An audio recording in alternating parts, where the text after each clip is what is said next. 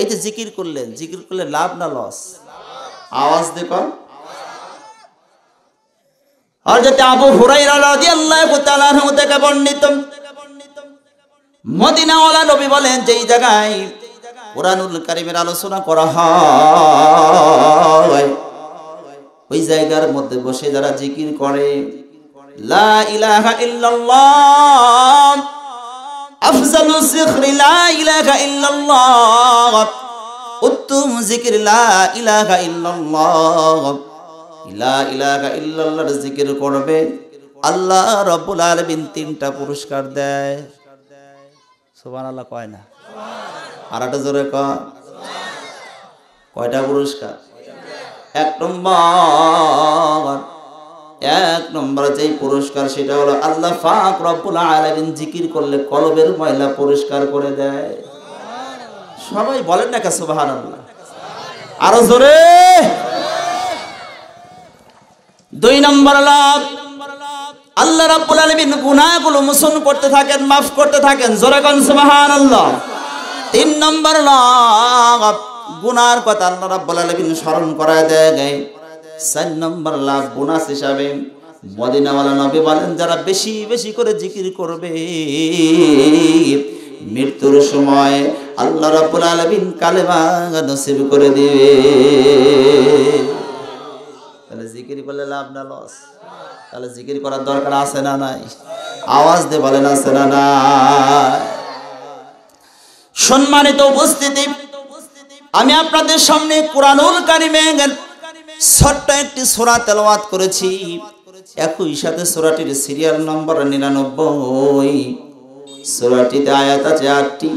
সূরাটির নাম সূরা জিলজাল। সূরাটিতে রুকু আছে, একটি শব্দ আছে 56টি।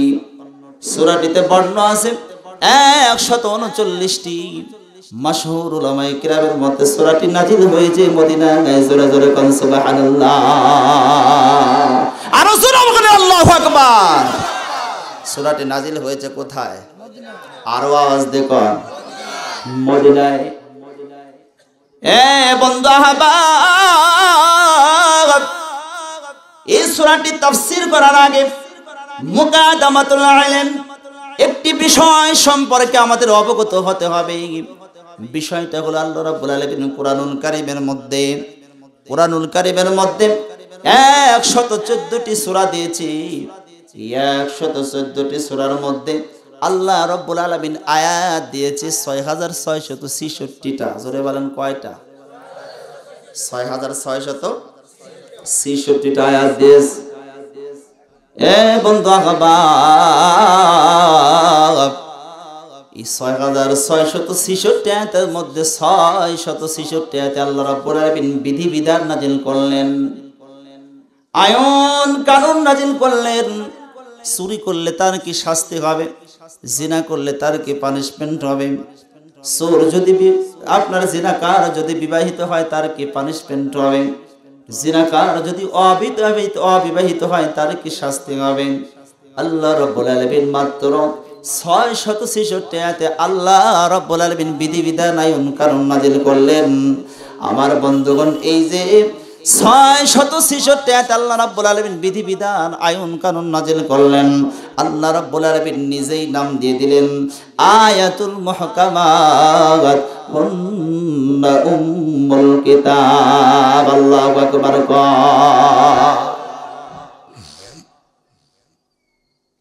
আমার বন্ধুগণ, আমার ভাইরা, এই যে 666 আয়াতে আল্লাহ রাব্বুল আলামিন বিধি বিধান নাযিল করলেন, আইন কানুন নাযিল করলেন, আল্লাহ পাক রব্বুল আলামিন নিজেই বলে দিলেন এই কুরআনুল কারীমের মধ্যে 6666 আয়াতের মধ্যে 666 আয়াতই হলো কুরআনুল কারীমের মূল ভিত্তি। 666 আয়াতই কি কুরআনুল কারীমের মূল ভিত্তি। বন্ধু আহবাব, শুধুমাত্র গোলাম মুর্তজা নূরী আলোচনা করবে, শাহ আলম ভাই নাটোরী আলোচনা করবে, আর শুধুমাত্র চুপচাপ করে শুনবেন এটা চলবে না। আমিও আলোচনা করব, আপনাদেরকেও দিয়ে করাবো। কষ্ট হবে নাকি আপনাদের? আপনি যদি ফ্রি হয়ে যাই, আমার ভিতরে যেটুকু আছে একটু হলেও আপনারা একটু পাইতে পারেন। কথা কোন ঠিক না ঠিক ভাই? এত সময়ের আলোচনা যদি বুঝে থাকেন তাহলে বলুন, এ বন্ধু ৬৬৬৬ আয়াতের মধ্যে ৬৬৬ আয়াতে আল্লাহ রাব্বুল আলামিন যদি কালে বিধিবিধান নাজিল করেন, আইন কানুন নাজিল করেন, বাকি থাকে কত আয়াত? ৬০০০। বোঝেন নাই মনে হয়? আর একটু জোরে কর, আরো জোরে। ৬০০০ আয়াত। এ বন্ধু এই ৬০০০ আয়াতে আল্লাহ রাব্বুল আলামিন কোন বিধিবিধান নাজিল করেন নাই, আইন কানুন নাজিল করেন না। এই ৬০০০ আয়াতে শুধুমাত্র বান্দাদেরকে ওয়াজ নসিহত আর সতর্ক করেছে। ওয়াজ নসিহতের দ্বারা আল্লাহ রাব্বুল আলামিন বান্দাদেরকে সতর্ক করেছেন কয় হাজার আয়াতে? ৬০০০ আয়াত। এ বন্ধু হবা, এই ৬০০০ আয়াতে আল্লাহ রাব্বুল আলামিন যে বিধিবিধান নাজিল না করে ওয়াজ নসিহত করলেন, এই ওয়াজ নসিহতের মাধ্যমে দিয়ে আল্লাহ রাব্বুল আলামিন যে সতর্ক করলেন, এই সতর্ক করতে গিয়ে ৬০০০ আয়াতকে সতর্ক করতে গিয়ে ৩টা পদ্ধতি অবলম্বন করলেন। জোরে বলেন কয়টা? আরো জোরে, জোর হলো না, আরো জোরে। ৩টা পদ্ধতি অবলম্বন করলেন। মূল আলোচনার ভিতরে একটু ঢুকি না, একটু খেয়াল করেন। তাফসীর কাকে বলে আমি আজকে আপনাদেরকে বোঝানোর একটু চেষ্টা করব, একটু খেয়াল করেন। ৩টা পদ্ধতি, ৩টা পদ্ধতিতে ৬০০০ আয়াত আল্লাহ রাব্বুল আলামিন নাজিল করলেন। আমার বন্ধুগণ, আমার ভাইরা, ১ নম্বর যে পদ্ধতি, আল্লাহ রাব্বুল আলামিন কখনো কখনো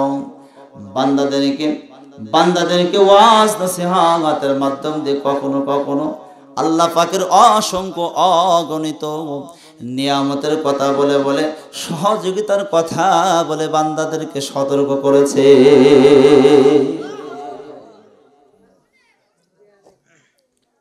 অসংখ্য অগণিত নিয়ামতের কথা বলে বান্দাদেরকে সতর্ক করেছে। এই যে অসংখ্য অগণিত নিয়ামতের কথা বলে বান্দাদেরকে সতর্ক করলেন, মুফাসসিরগণ এটার নাম দিয়ে দিলেন আত-তাযকির বিআলা ইল্লাহ ইয়াহনি বিকুদরাতিল্লাহ। সিল্লাহ কর, আল্লাহু আকবার। আমার বন্ধুগণ, আপনারা বলবেন যে হুজুর বুঝলাম না, নিয়ামতের কথা বলে বান্দাদেরকে কেমনে সতর্ক করা যায়? ছোট্ট একটা উদাহরণ দিলে আপনাদের বোঝা সহজ হয়ে যাবে। মালিক তার চাকরকে ডাক দেয়া বলতেছে, এই বেটা চাকর, গত ঈদে তোকে কয়টা লুঙ্গি দিয়েছিলাম? বলে 2টা। তোর বিবিকে কয়টা লুঙ্গি দিয়েছিলাম? বলে 2টা। তোর মাকে কয়টা শাড়ি দিয়েছিলাম? বলে 2টা। তোর মেয়েকে কয়টা জামা দিয়েছিলাম? বলে 2টা। আচ্ছা, গত ঈদে কি কি উপহার দিয়েছিল মালিক? চাকর 1 বছর পর চাকরকে মনে করায় দেওয়ার কারণ মালিক তার চাকরিকে বুঝাইতে চায়, এই বেটা চাকর, সামনে কিন্তু ঈদ আসতেছে, খবরদার কাজে যেন ফাঁকি দিবি না।